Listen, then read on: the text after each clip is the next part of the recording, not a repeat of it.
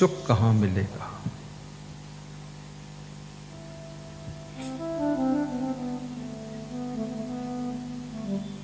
हमें बहुत सुख चाहिए, थोड़ा सुख नहीं, अथाह सुख चाहिए। क्योंकि जो सुख मिलता है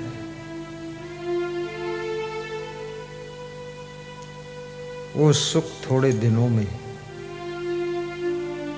ऐसा लगता है इससे और ज्यादा सुख चाहिए। जिस जिस चीज को तुम चाहते हो वो जब मिल जाती है तो तुम्हारा मन सोचता है इतने में क्या है, और चाहिए, और मिलना चाहिए। शायद मनुष्य की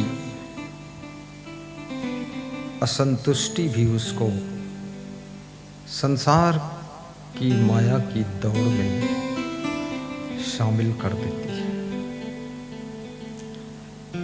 और इस मोह की अंधी दौड़ में दौड़ता हुआ दुखी प्राणी उस दशा को प्राप्त होता है जिस दशा को मृग कस्तूरी को ढूंढते ढूंढते थक जाता है और गिर जाता है और फिर मारा जाता है। एक समय ऐसा जीवन में आता है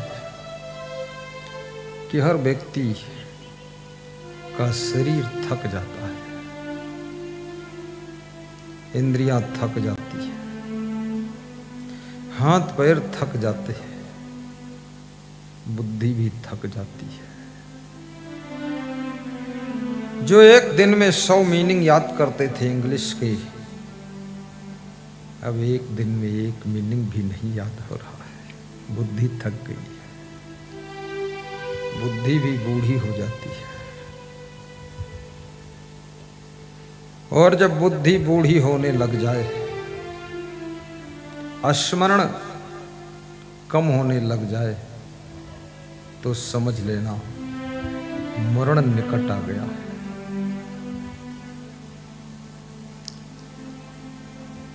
स्मरण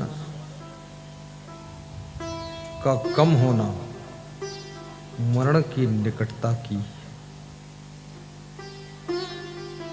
सूचना है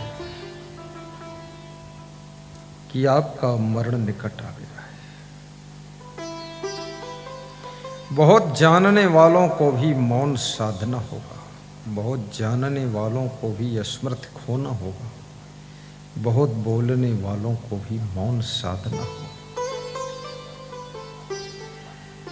आज जो प्रवचन कर रहे हैं गुरुदेव, एक दिन इनकी वाणी थक जाएगी, गला थक जाएगा,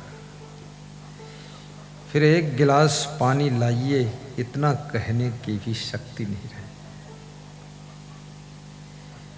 आज जो तुम सुन रहे हो 2-2 घंटे प्रवचन, एक दिन ऐसा आने वाला है तुम्हारे श्रवण, तुम्हारी कर्ण, कान भी थक जाएंगे। लोग कहेंगे पिताजी ठीक हो, तुम सुन न पाओगे और तुम पूछोगे क्या बता रहे हैं। ये इंद्रियों में भी थकान आएगी, शरीर में थकान आएगी, बुद्धि में थकान आएगी, वाणी में भी थकान आएगी। इसलिए ज्ञानी जन कहते हैं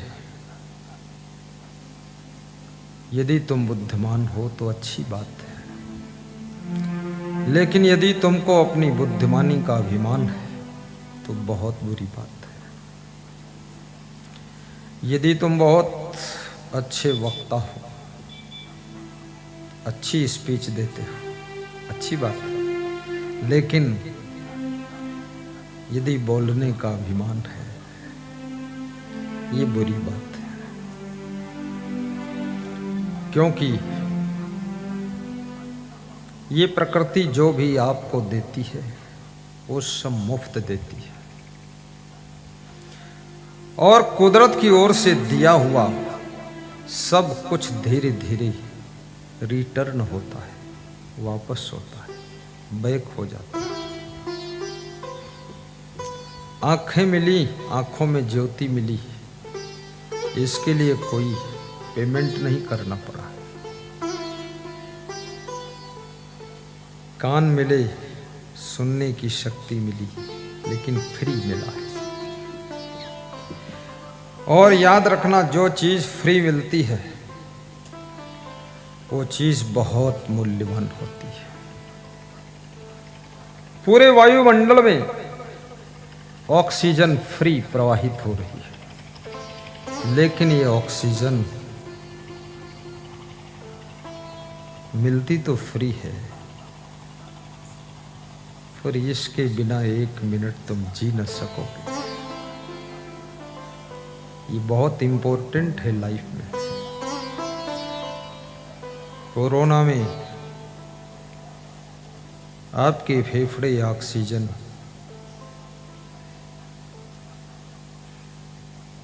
शोषित नहीं कर पाते थे, दम घुट जाता था। पशुओं में जो गला घोंटू बीमारी थी वो मनुष्यों में कोरोना बनकर आई थी। कोरोना का पहला अटैक तुम्हारे फेफड़ों पर होता था, सांस के माध्यम से प्रवेश करता था, फेफड़ों को डैमेज कर देता था, ऑक्सीजन का लेवल बहुत कम हो जाता था और तुम्हारा दम घुट जाता था और तुम मर जाते थे। बहुत लोग मर गए, बहुत डर गए लोग। कोरोना के समय हाहाकार हो गया था पूरे देश विदेश में भी, और विदेशों में बहुत मरे हैं लोग। चाइना, अमेरिका में ट्रकों लाशें निकल गई, लाखों लोग साफ हो गए। जब मनुष्य जनसंख्या का नियंत्रण नहीं करता है तो ये प्रकृति नियंत्रण के लिए कोई बीमारी भेजकर सबको कंट्रोल कर देती है। इसलिए मुसलमान भाइयों से भी व्यास गादी निवेदन करेगी, कृपया जनसंख्या नियंत्रण कीजिए। मुस्लिम भाइयों से विशेष निवेदन है,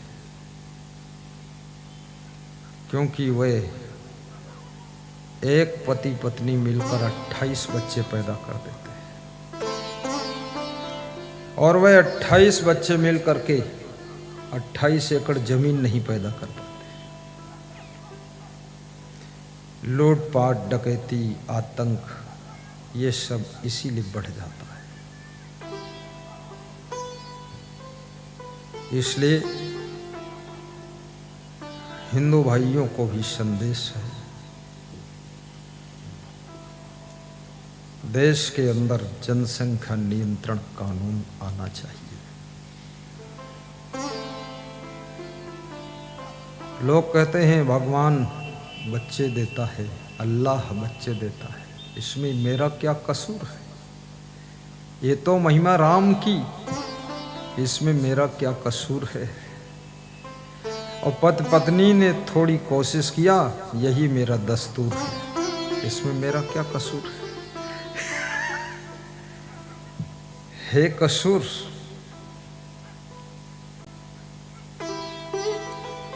जनसंख्या का विस्फोट हो रहा है।